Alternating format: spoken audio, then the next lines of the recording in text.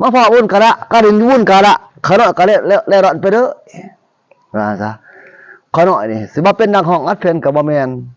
สิว่าเป็นหมอลำก็บ่แม่นใจมักแล้วร้อนไปเด้อครูว่าจักว่าขน้อยคนแล้วร้อนไปเด้อมันเป็นจังไดมันต้องมีความหมาย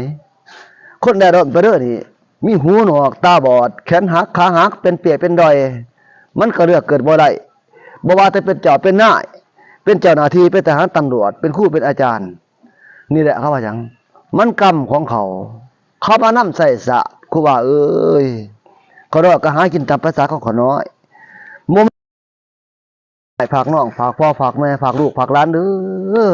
มีแต่เสียงเพลงแดะเสียงล่ำนี่แหละเอาเพลงสู่คนฟังเบิ่งเพลงหยังเพลงบุญคุณแม่บุญคุณแม่นี่อย่าหาต้นลูกต้นนั้นต้นพ่อต้นแม่ต้นอันต้นน้องเด้ออย่าสายเป็นคือชีวิตผู้ขาเด้อว่าซั่นเด้อเกินคิดฮอดพ่อแม่อยากมายา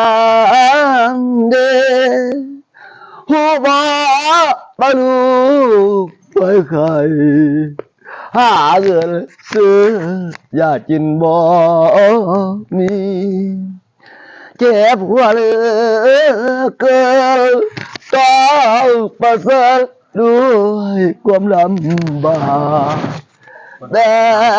ความจนยากลำบากหาเงินใส่บ่มี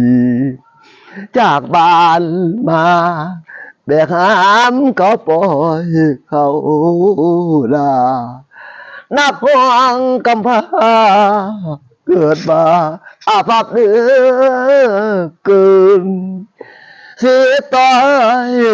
ต่ำเป็นคนมีกรรมแต่ศาสตร์บางหลังชีวิตเพปากเอือบาลังเป็นคนอนาถาชีวิตของคนสู้ทนเรื่อยไปแอดีไปดู